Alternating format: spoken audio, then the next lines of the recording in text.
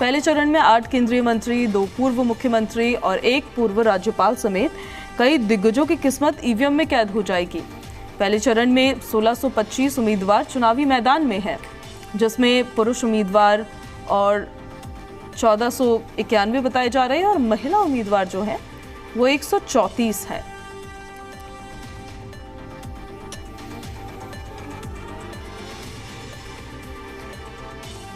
तो देखिए, लोकसभा चुनाव के पहले फेज के लिए वोटिंग का दौर लगातार जारी है। 21 राज्य, 102 लोकसभा सीटें हैं। सुबह 7 बजे से मतदान की प्रक्रिया शुरू हो गई है और शाम 6 बजे तक चलने वाली है। लोकसभा चुनाव के पहले फेज के लिए 102 सीटों पर मतदान की प्रक्रिया लगातार जारी है और इन सीटों पर तकरीबन 1600 से ज्यादा उम्मीदवार चुनावी मैदान में हैं। कहां पर चुनाव हो रहा है ये जरा आपको बता देते हैं। पहले चरण में पश्चिमी उत्तर प्रदेश के 8 सीटों पर मतदान हो रहा है। इसके अलावा आपको बताते हैं राजस्थान की 12 सीटों पर वोटिंग हो रही है, उत्तराखंड की 5 सीटों पर वोट पड़ रहे हैं और बिहार के 4 सीटों पर भी वोटिंग की प्रक्रिया जारी है। पश्चिम बंगाल की 4, तमिलनाडु की सभी 39 के 39 सीटों पर चुनाव हो रहा है। इसके अलावा अरुणाचल प्रदेश की 2 और असम की 4 सीटों पर वोटिंग की प्रक्रिया चल रही है। मध्य प्रदेश की 6 और मणिपुर की 2, साथ ही मेघालय, नागालैंड और त्रिपुरा समेत 21 राज्यों की 102 सीटों पर मतदान हो रहा है। इसमें कुछ सीटें वीआईपी है, जिन पर सत्ताधारी दल और विपक्ष के बड़े नेता चुनावी मैदान में है। पहले चरण में 8 मंत्री और 1 पूर्व राज्यपाल की किस्मत दांव पर लगी हुई है। इसमें केंद्रीय सड़क परिवहन मंत्री नितिन गडकरी नागपुर सीट से चुनावी मैदान में है और इसके बाद केंद्रीय अर्थ साइंस मंत्री किरण रिजिजू अरुणाचल की पश्चिमी सीट से चुनावी मैदान में है। केंद्रीय आयुष मंत्री सर्बानंद सोनोवाल असम के डिब्रूगढ़ से ताल ठोक रहे हैं। डॉक्टर संजीव बालियान मुजफ्फरनगर सीट से, जितेंद्र सिंह उधमपुर कठुआ सीट से और इसके अलावा पहली बार चुनावी मैदान में उतरे भूपेंद्र यादव भी अलवर और केंद्रीय कानून मंत्री अर्जुन राम मेघवाल बीकानेर सीट से चुनाव लड़ रहे हैं। मंत्रियों के अलावा त्रिपुरा के पूर्व सीएम विप्लव कुमार देव त्रिपुरा सीट से चुनावी मैदान में हैं और तमिलनाडु की नलगिरी सीट से डीएमके के राजा ताल ठोक रहे हैं। वहीं देखिए, तेलंगाना के राज्यपाल रह चुकी तमिलिसाई सौंदर्यराज चेन्नई साउथ लोकसभा सीट से चुनावी मैदान में उतरी है। अब और भी कुछ दिग्गज है जिन पर नजर रहने वाली है। पहले चरण में जिन सीटों पर मतदान होना है उनके कई दिग्गज भी मैदान में उतरे हुए हैं। यूपी की पीलीभीत सीट इन्हीं में से एक है, जहां पर यूपी सरकार के मंत्री जितिन प्रसाद चुनावी मैदान में उतरे हैं। इसके अलावा तमिलनाडु की शिवगंगा सीट से कार्ति चिदम्बरम चुनावी मैदान में है। तमिलनाडु बीजेपी के अध्यक्ष अन्नामलाई कोयम्बटूर लोकसभा क्षेत्र से चुनाव लड़ रहे हैं। कांग्रेस ने असम की जोरहाट सीट से गौरव गोगोई को उम्मीदवार बनाया है, जो पूर्व सीएम तरुण गोगोई के बेटे हैं। मध्य प्रदेश के पूर्व सीएम कमलनाथ के पुत्र नकुलनाथ छिंदवाड़ा से चुनावी मैदान में है, तो कांग्रेस नेता इमरान मसूद सहारनपुर सीट से चुनाव लड़ रहे हैं। ये वो हॉट सीट्स है जिस पर सभी की नजर रहने वाली है। इसके अलावा देखिए, लोकसभा चुनाव का ये पहला चरण राजनीतिक दलों के लिए, उम्मीदवारों के लिए और चुनाव आयोग के नजरिए से बेहद अहम है। इसी चरण में क्योंकि छत्तीसगढ़ के बस्तर, महाराष्ट्र के गढ़चिरौली के साथ साथ कई नक्सल प्रभावित इलाके हैं जहां मतदान किया जा रहा है और इसके अलावा मणिपुर, त्रिपुरा और पूर्वोत्तर के अन्य सीटों पर भी मतदान हो रहा है, जो काफी ज्यादा संवेदनशील मानी जाती है। लोकसभा चुनाव के पहले चरण में विकास, भ्रष्टाचार, राम मंदिर, इलेक्टोरल बॉन्ड काफी बड़े मुद्दे हैं। इनमें भारतीय जनता पार्टी की जहां डबल इंजन की सरकार के विकास कार्य है, तो वहीं इंडिया अलायंस है।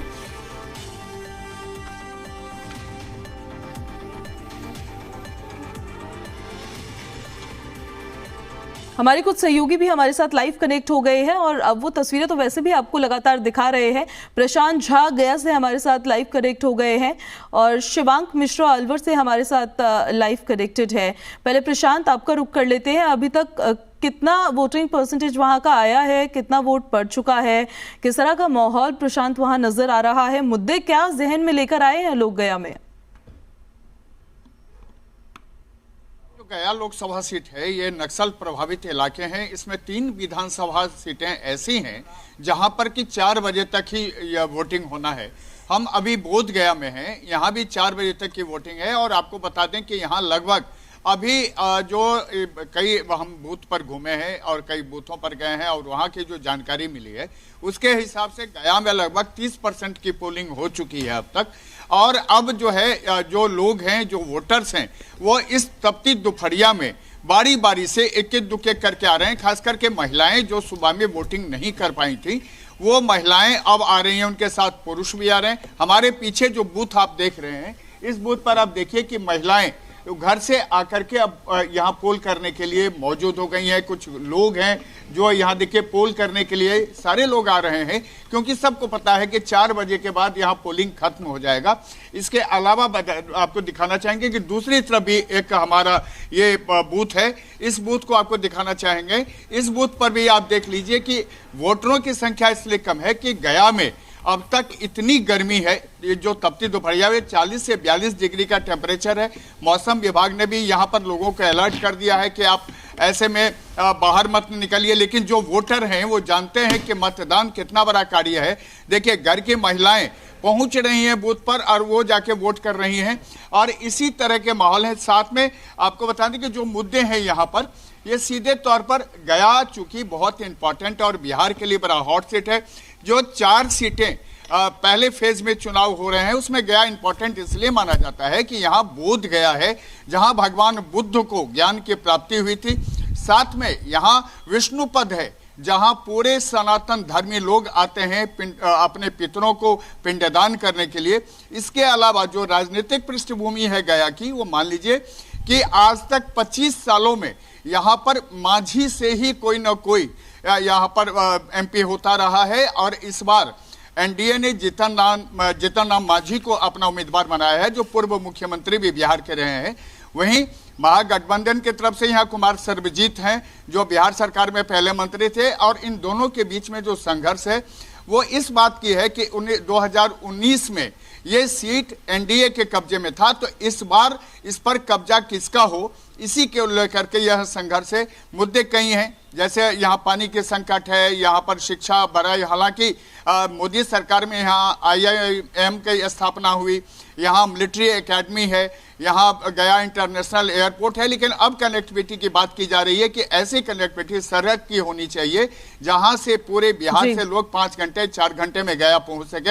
ये सब तो मुद्दे हैं, लेकिन जो असली मुद्दा है यहाँ पर, यहाँ के लोगों का सीधा कहना है कि सरकार किसकी बननी है, PM किसको बनना है, इसी को लेकर के वो वोट कर रहे हैं। जी ठीक है, वापस आऊंगी मैं प्रशांत आपके साथ। सैयद मुबश्शिर सहारनपुर से हमारी सहयोगी लाइव हमारे साथ कनेक्टेड है, सैयद का रुख कर लेते हैं।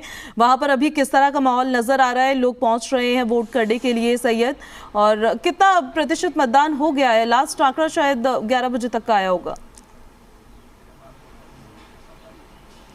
बिल्कुल पूजा, मैं आपको बता दूं कि उत्तर प्रदेश अभी तक जो मतदान हुआ है पिछले घंटे तक का, यानी 12 बजे तक का, भी 1:30 बजे बाद 36.36% का जो वोटिंग परसेंटेज अभी तक दर्ज किया गया है।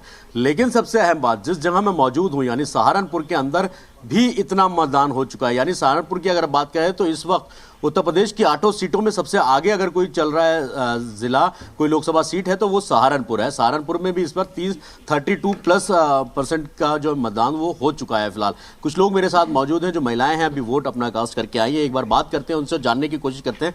आप लोग अपना वोट दे आए? जी, क्या लग रहा है, किस आधार पर, एक महिला होने के नाते आपने किस आधार पर वोट दिया है?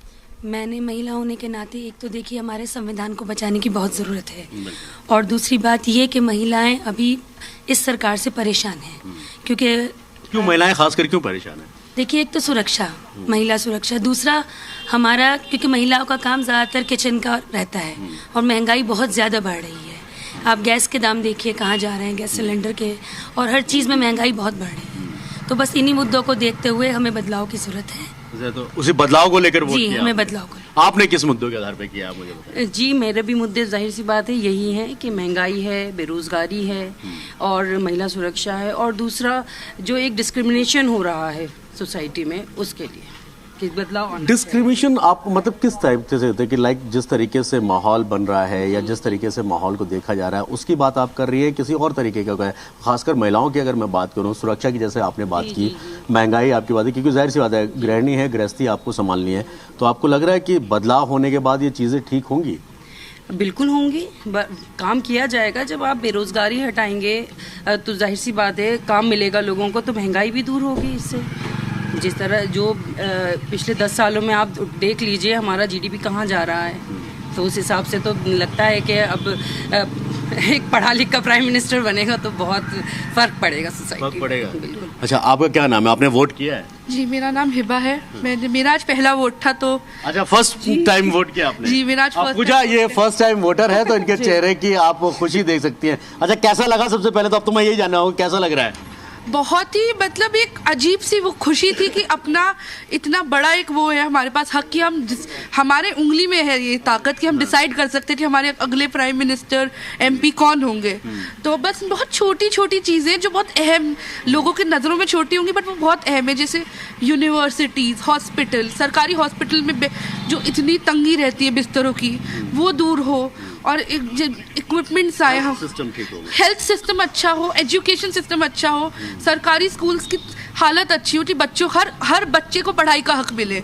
एक यूथ होने के नाते अगर मैं आपसे जानना चाहूँ तो आपका मेन आधार, जैसे आपने बोला कि एजुकेशन सबसे ज़्यादा है, और क्या मुद्दे हैं इन फ्यूचर के लिए कि आप लोगों का, यानी आप जैसे यूथ है जो, उनका फ्यूचर सिक्योर हो पाए? पहले एक तो जॉब सिक्योरिटी होना बहुत ज़रूरी है। इंडिया में इतना इन्फ्लेशन आ चुका है कि लोग जॉब्स अपनी लूज़ कर रहे हैं। क्यों लूज़ कर रहे हैं? क्योंकि हमारी कंट्री में जॉब्स अवेलेबल ये रिसेशन में है, बट कोई एडमिट नहीं करेगा इस बात को कि हम रिसेशन में है। बस एक डिनायल में हम लोग, बस एक वो चेंज की ज़रूरत है। एक पूरा कहते हैं ना कि एक पूरी झंझोड़ के चेंज की ज़रूरत है। बस 10 साल देख लिया, अब 10 साल कांग्रेस को देखते हैं, फिर उसके बाद देखेंगे चेंज किसको करना है। अच्छा, यही वजह है? जी, अगर कांग्रेस ने भी काम नहीं किया तो क्या हो गया? वो तो है ही, उनको दोबारा ले आएंगे। तो उंगली की ताकत बची है आपके पास? उंगली की ताकत हमेशा है, बस हमारे को पहचान करनी है कि किसको देना है।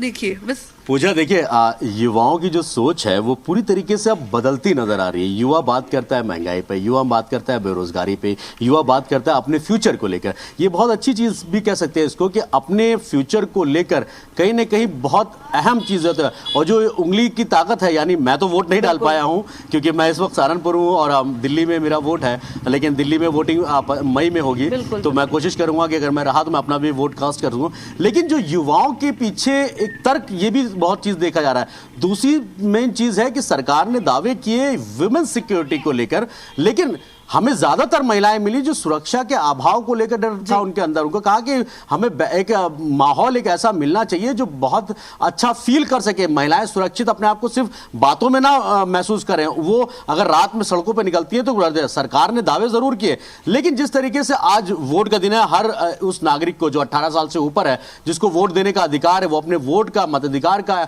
जो है पालन कर रहा है, वोट दे के आ रहा है। और सहारनपुर में जिस तरीके का माहौल देखने को मिल रहा है, क्योंकि यहाँ पर मैक्सिमम जो मुस्लिम बहुल क्षेत्र है वो एक साइड है, दलित कुछ सीट्स हैं, जगह है वो एक साइड है, यानी ये माना जाए कि बीजेपी और कांग्रेस जागरूकता की निशानी है।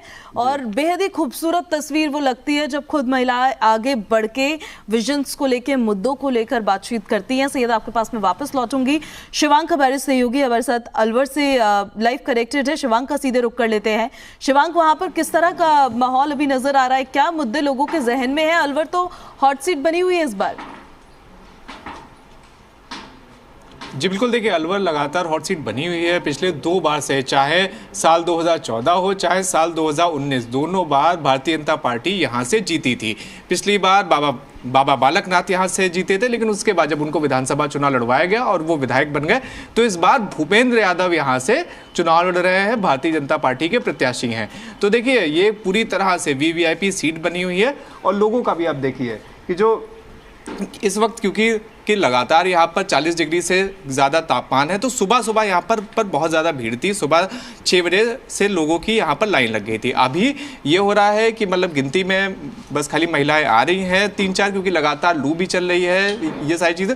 हालांकि जब हम लोगों ने लोगों से बात करी कि उनके क्या मुद्दे हैं, तो लोगों के देखिए 3 मुद्दे यहाँ पर साफ साफ दिख रहे थे।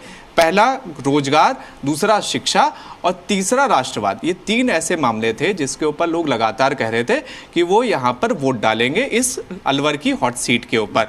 अब अगर हम लोग इस पूरा समीकरण को अगर हम लोग समझें यहाँ पर अलवर का, तो अलवर की सीट जो है वो 2018 में जब उपचुनाव हुआ था तब कांग्रेस ने जीती थी, जिस वक्त उपचुनाव के समय, लेकिन उसके बाद वहां पर सिर्फ और सिर्फ 1 साल तक ही कांग्रेस का सांसद रह पाया था। उसके बाद 2019 में फिर से भाजपा आम चुनावों में ये सीट जीत गई थी। तो काफी मुकाबला इस बार रहेगा, क्योंकि कांग्रेस ने अपने सिटिंग विधायक को इस बार मैदान में उतारा है। तो अब ऐसे में यही देखना होगा कि किस तरह के समीकरण बनते हैं, क्योंकि देखिए भूपेंद्र यादव के ऊपर लगातार कांग्रेस ये आरोप लगा रही है कि देखिए वो बाहरी व्यक्ति हैं, वो अलवर के रहने वाले नहीं हैं। लेकिन अब ये देखना होगा कि आरोप प्रत्यारोप के दौर में किस तरीके से मतदान होता है और क्या भारतीय जनता पार्टी इस मतदान में हैट्रिक लगा पाती है कि नहीं। अब देखिए जैसे तस्वीर आपको हम लोग दिखाते हैं, इस वक्त हम लोग अति संवेदनशील बूथ पर हैं यहाँ पर अलवर के। तो यहाँ पे आप देखिए कि कैसे लोगों की पहले चेकिंग की जा रही है, उनके पास ये देखा जा रहा है कि उनके पास सारे दस्तावेज हैं कि नहीं, और उसके बाद उनको भीतर भेजा जा रहा है। एक और पूजा तस्वीर आपको हम लोग दिखाते हैं जो इस बार इलेक्शन कमीशन ने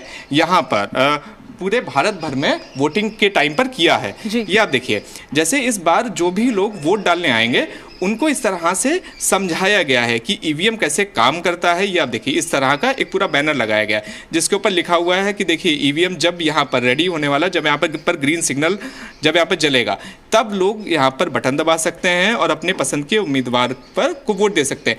उसके बाद वीवीपैट के ऊपर पर्ची दिखेगी कि उन्होंने वोट दिया है, जिसको दिया है उसको मतलब वेरीफाई करा जा सकेगा, और ये पर्ची 7 सेकंड तक दिखेगी। ये आप देखिए, ये पर्ची 7 सेकंड तक। तो इस तरह की इस बार जो पूरी इलेक्शन कमीशन ने भी इस बार के आम चुनावों में कई सारे ऐसे नई चीजें इंट्रोड्यूस करी हैं जो कि देश में पहली बार हुआ। जिस तरह से लोगों को चाहे जागरूक करना हो, चाहे लोगों के लिए विशेष तरह के प्रबंध करना हो।